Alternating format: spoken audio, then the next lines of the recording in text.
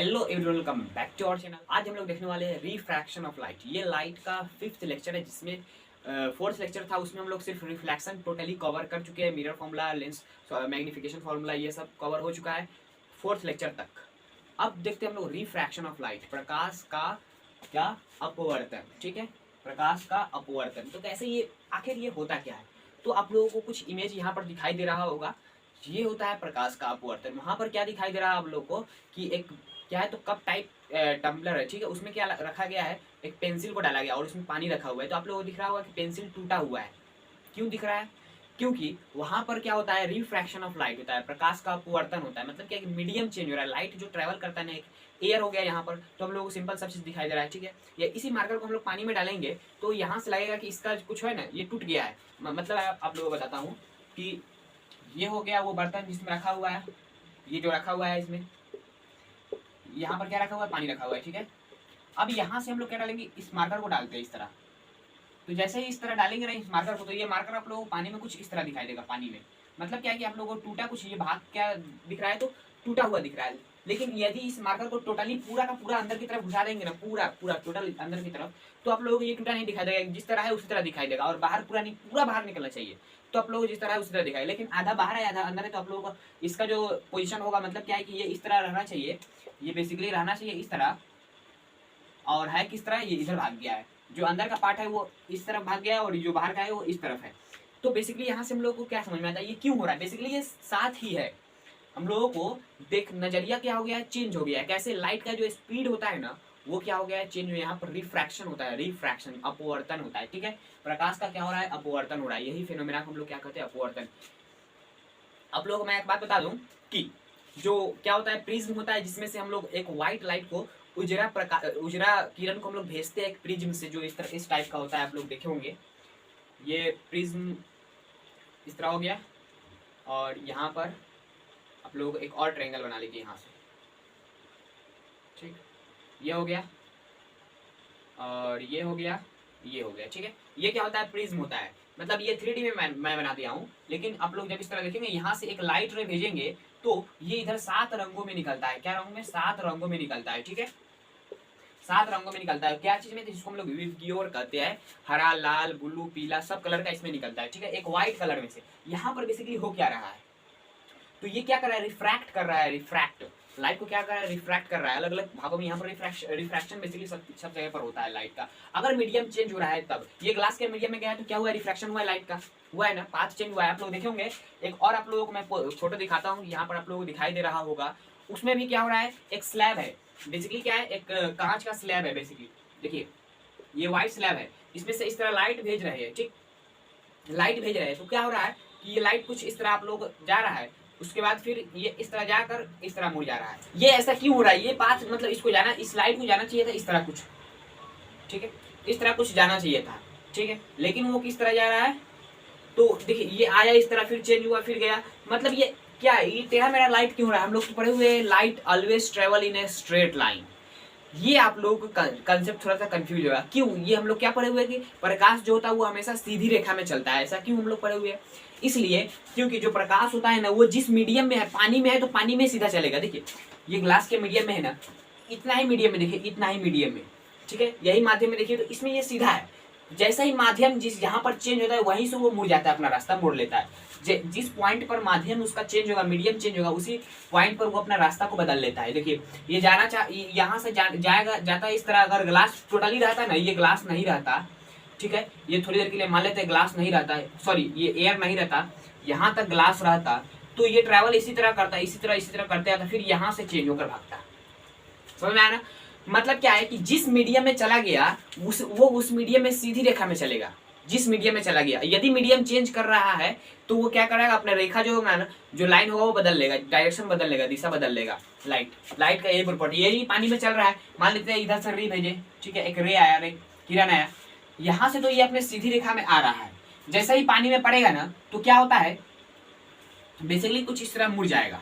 ठीक, कैसे मुड़ता है इसका तरीका मैं बताऊंगा, लेकिन अभी मैं आप लोगों को समझा रहा हूँ कि मुड़ आखिर क्यों रहा है। तो यहाँ पर रिफ्रैक्शन ऑफ लाइट हो रहा है। लाइट का क्या हो रहा है, रिफ्रैक्शन। ठीक है, तो बेसिकली यही होता है रिफ्रैक्शन। मैं आप लोगों को इसका एग्जांपल देना चाहता था, तो एग्जांपल डेली लाइफ में दे भी दिया। नहीं विश्वास हो रहा है तो आप लोग जाइए, कटोरा में पानी रखिए, वहां पर पेंसिल को रख के देखिए, आप लोगों को क्या दिखाई देगा, तो पेंसिल टूटा हुआ लग रहा है कि जितना साइज का पेंसिल होगा उतना साइज का नहीं दिखाई देगा। जो बाल्टी में पानी रखा होता है उसमें क्या होता है, जो बाल्टी का जो निचला भाग होता है ना, बॉटम होता है नीचे का, वो आप लोगों को ऊपर उठा दिखाई देता है। हाथ लगाते हैं तो पूरा हाथ घुस जाता है एकदम बरोबर तक, लेकिन जब देखते हैं तो वो ऊपर की तरफ दिखाई देता है। ऐसा क्यों? जब बाल्टी में पानी रख दीजिए, ठीक है, उसमें आप लोग हाथ लगाइए, आप लोगों का हाथ भले ही इतना लंबा होगा लेकिन वहां पर देखने में लग रहा होगा छोटा ही है। ऐसा देखने में क्यों लगता है? देखने में प्रैक्टिकल तो अलग चीज था, लेकिन देखने में ऐसा क्यों होता है? वहां पर रिफ्रैक्शन ऑफ लाइट होता है, प्रकाश का अपवर्तन, ठीक है ना। तो प्रकाश का अपवर्तन आई होप आप लोगों को समझ में आ गया होगा।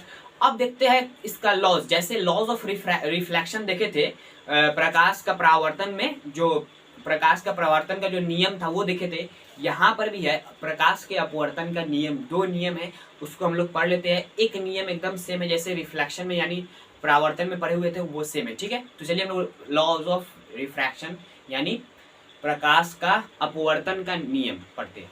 तो हम लोग देखते हैं लॉज ऑफ रिफ्रैक्शन यानी क्या बोलते हैं, अपवर्तन के नियम, ठीक। सबसे पहला लॉ आप लोग पढ़ चुके हैं, मतलब क्या है कि जो लॉज ऑफ रिफ्लेक्शन पढ़े हुए थे, मतलब परावर्तन के जो नियम पढ़े हुए थे, उसमें जो लॉ था वो भी लॉ इसमें भी है। नॉर्मल इंसिडेंट रे, रिफ्रैक्टेड रे, वहां पर क्या था, रिफ्लेक्टेड रे था। यहाँ पर क्या है, रिफ्रैक्टेड रे है। वहां पर फ्लैक्टेड था, यहाँ पर फ्रैक्टेड है।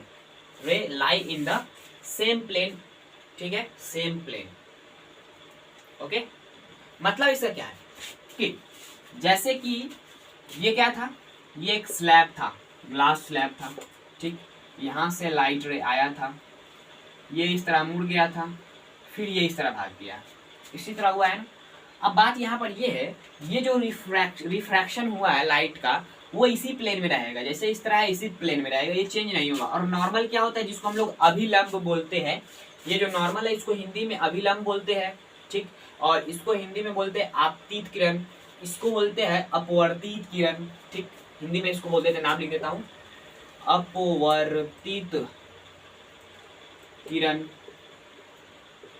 इसको बोलते हैं आपतित किरण, और इसको बोलते हैं अभिलंब, अभिलंब, ठीक। लाई इन द सेम प्लेन, एक ही समतल में लाई करेगा, ठीक है। मतलब क्या है, जैसे ये हुआ है ना, जैसे हम लोग, मैं आप लोग बता चुका हूँ कि जो अभिलंब बनाते हैं यानी नॉर्मल बनाते हैं, वो सरफेस के जहां पर रिफ्लेक्शन या रिफ्रैक्शन हो वहां उसके परपेंडिकुलर होना चाहिए। जैसे नॉर्मल बनाएंगे यहाँ पर इस तरह, इससे क्या होगा, परपेंडिकुलर होगा, ठीक। अब यहाँ पर क्या हो गया कि जो नॉर्मल है और ये जो इंसिडेंट रे है और ये जो रिफ्रैक्टेड रे है, ठीक है, थोड़ी देर के यहीं तक देखते हैं, रिफ्रैक्टेड रे है, तो यहाँ पर ये क्या हो रहा है, ये एक ही प्लेन में, एक ही समतल में लाई करेगा। ये बोर्ड का जो प्लेन है इसमें इसी में लाई करेगा, इधर उधर नहीं भागेगा। एक इस तरह, एक इस तरह, ये वाला नहीं केस होगा। ये इस तरह है तो इसी प्लेन में लाई करेगा, ठीक है। ये इस तरह या उस तरह नहीं, एक ही प्लेन में लाई करेगा, ठीक। कोई भी हो, तीनों का तीनों एक ही प्लेन में लाई करेगा, ये बोला जा रहा है। जो रिफ्रैक्टेड रे होगा, इंसिडेंट रे होगा, नॉर्मल होगा, तीनों का तीनों एक ही समतल में लाई करेगा। ये फर्स्ट लॉ था, फर्स्ट नियम था रिफ्रैक्शन यानी अपवर्तन का। सेकेंड नियम क्या कहता है कि ये जो साइन ऑफ एंगल आई अपन में sine of angle r is equal to constant. इसका मतलब क्या है, इसका मतलब यही है कि ये जो ग्लास स्लैब था, सॉरी ग्लास स्लैब में भी देख सकते, कहीं पर भी देखिए, यहां पर क्या होता है कि मान लेते हैं लाइट रे को भेजेंगे, इस तरह लाइट रे आया, ठीक। अब यहाँ पर क्या होता है, इस तरह नॉर्मल ड्रॉ करेंगे, नॉर्मल से देखेंगे हम लोग किधर लाइट जाएगा, ये नॉर्मल है, ठीक। और ये इंसिडेंट रे है, ये एंगल आई हो जाएगा। मैं आप लोग बता चुका हूँ कि जो आपतित किरण होता है, जो क्या होता है, आपतित एंगल जो होता है इंसिडेंट रे और जो अभिलंब होता है, बेसिकली उन दोनों के बीच का जो एंगल होता है ना, उसको हम लोग एंगल आई बोलते हैं, यानी इंसिडेंट, एंगल ऑफ इंसिडेंट।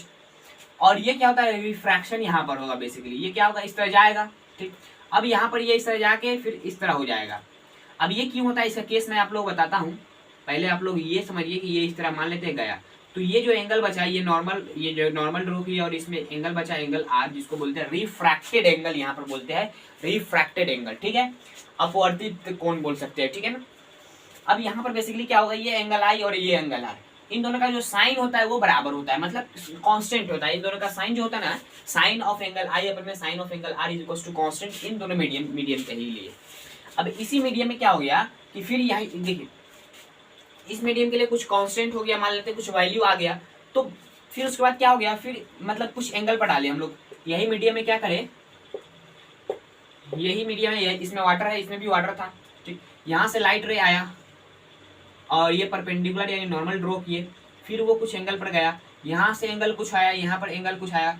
इसका वैल्यू हम लोग एक का वैल्यू दिया रहेगा, एक का वैल्यू नहीं दिया रहेगा, तो फाइंड कर सकते हैं, क्योंकि ये कांस्टेंट है। मतलब एक ही दो मीडियम जो था ना, यहाँ पर एयर था, क्या बनता है भाई, यहाँ पर एयर था और यहाँ पर क्या था, वाटर था, ठीक। यहाँ पर भी एयर ही होना चाहिए और यहाँ पर भी वाटर ही होना चाहिए, वाटर एयर का दोनों मतलब रहना चाहिए, ठीक है।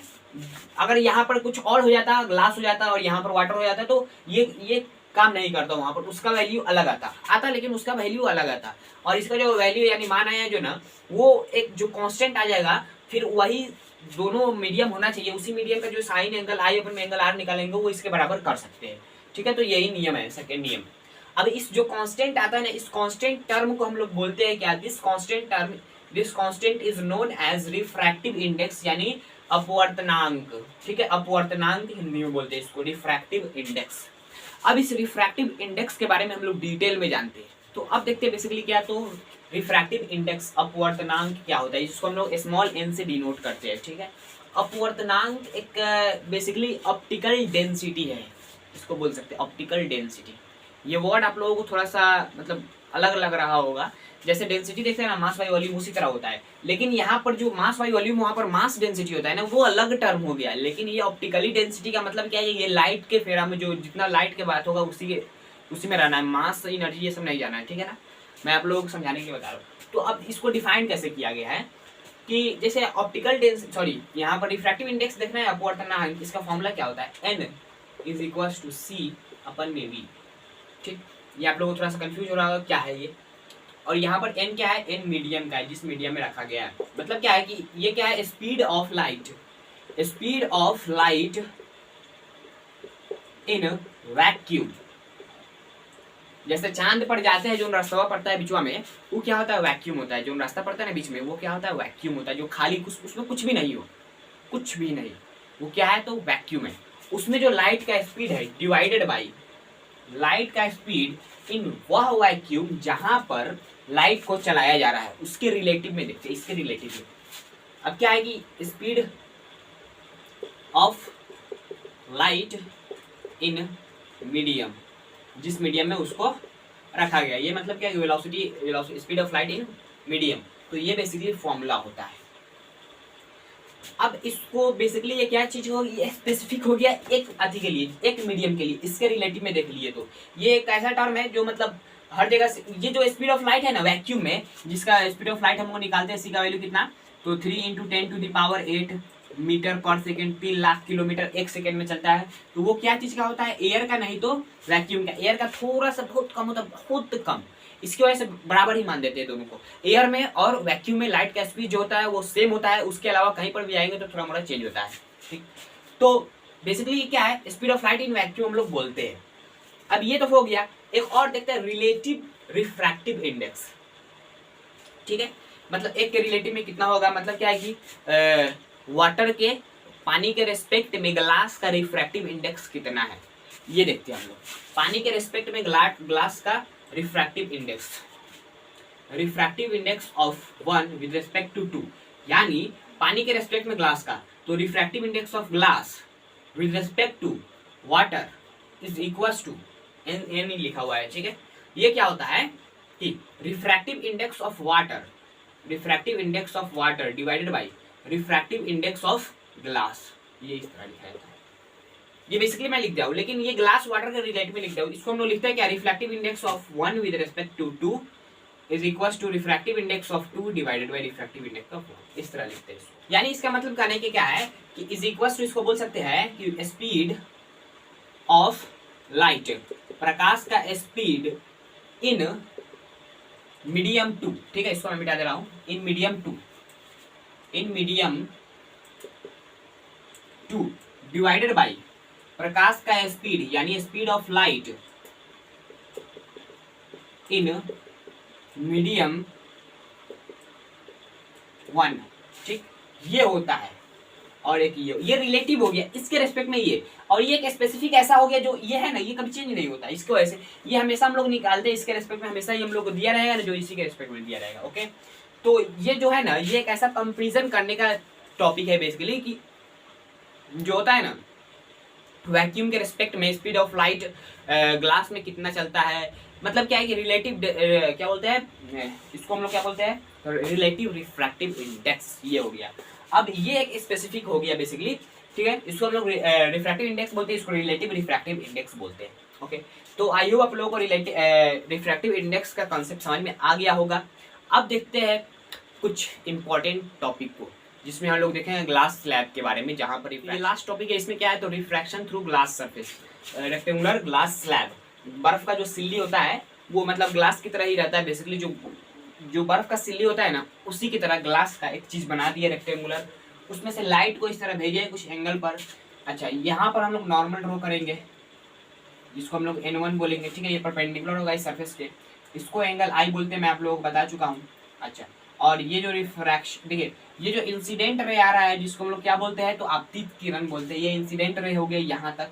अब ये जो होगा ना बीचवा में, ये इसको हम लोग क्या बोलते हैं, इसको बोलते हैं रिफ्रैक्टेड रे, यानी अपवर्तित किरण। क्या बोलते हैं, अपवर्तित किरण।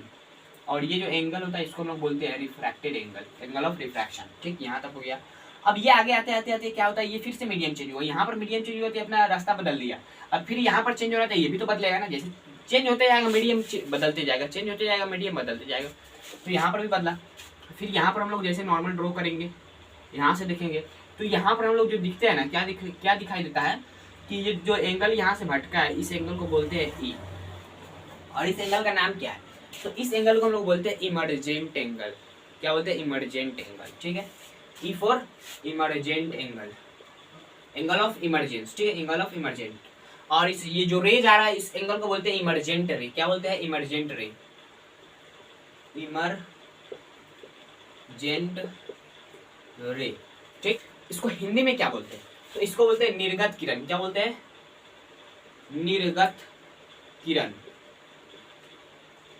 ठीक है, निर्गत किरण, इसको हिंदी में ये बोलते हैं।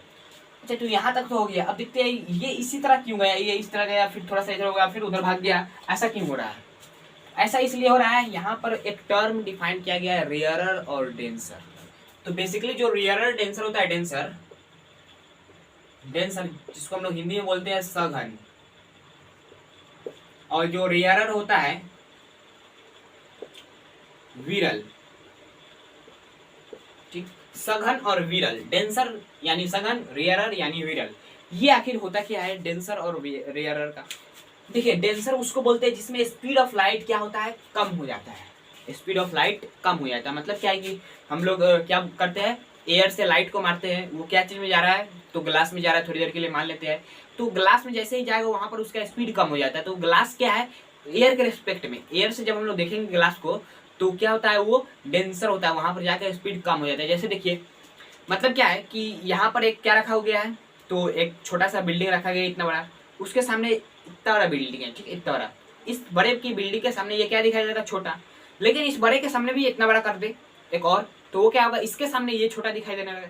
उसी तरह ये सब रिलेटिव होता है एक दूसरे के, मतलब क्या है कि कोई बड़ा आदमी देखेगा छोटा को तो वो कहेगा छोटा, उससे छोटा को देखेगा तो वो कहेगा उसके छोटा है, मतलब क्या इस तरह होता है। तो रिलेटिव हर चीज है। तो डेंसर और रेयरर रिलेटिव टर्म है। मतलब क्या है कि जो वैक्यूम में स्पीड ऑफ लाइट होता है, वो जो वाटर में देखेंगे ना, वाटर में, तो वैक्यूम के रिस्पेक्ट में वाटर क्या है, डेंसर है, वैक्यूम क्या है, रेयरर है, और वाटर क्या है, डेंसर है, इन दोनों के रिलेटिव में। अच्छा, अब देखते हैं क्या चीज में, तो वाटर में और ग्लास में। तो ग्लास जो है ना, ग्लास वो क्या है, वाटर से ज्यादा डेंसर है। देखिए, वाटर में जितना स्पीड ऑफ लाइट कम होता है ना, उससे ज्यादा कम होता है क्या चीज में, तो ग्लास में।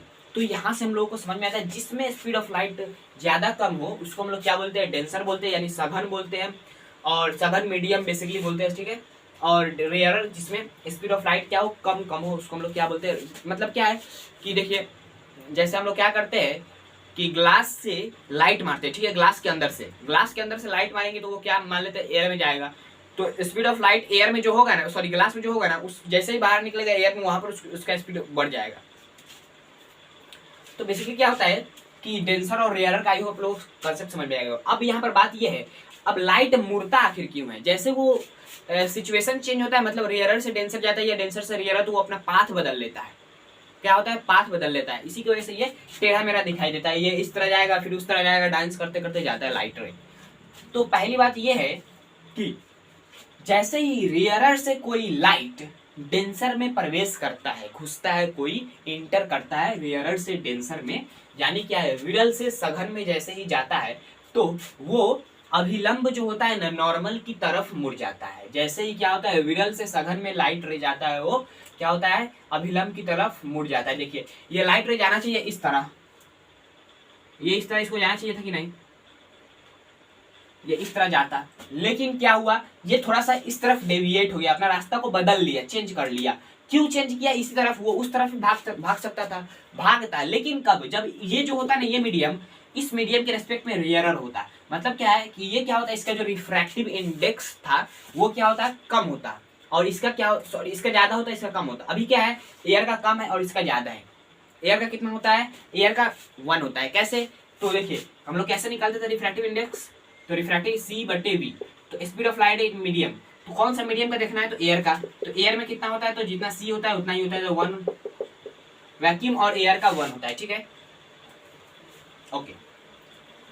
तो अब बात यहाँ पर ये है कि ये हो गया टूवर्ड्स द नॉर्मल। ठीक है, जब क्या हो, रेयरर से डेंसर में जाए कोई लाइट रे, तो टूवर्ड द नॉर्मल वो मुड़ता है। अब फिर क्या हो, डेंसर से रेयरर में गया, यहाँ पर क्या हुआ, डेंसर से रेयरर में गया। ठीक है, तो क्या होता है, away from the normal, normal से भागता है दूर। मतलब क्या है कि जब सघन से विरल में जाए, सघन से विरल में जाए, तो जो अभिलंब है ना, उससे दूर भागता है लाइट रे। जैसे इसको यहाँ पर देखिए, ये जो लाइट रे है, इसको जाना चाहिए था किस तरह, कुछ ये पाथ पकड़ कर जाना चाहिए था। ठीक है, इस तरह कुछ जाना चाहिए था। ठीक है, लेकिन वो डेविएट हो गया, वो कुछ और इधर भाग गया।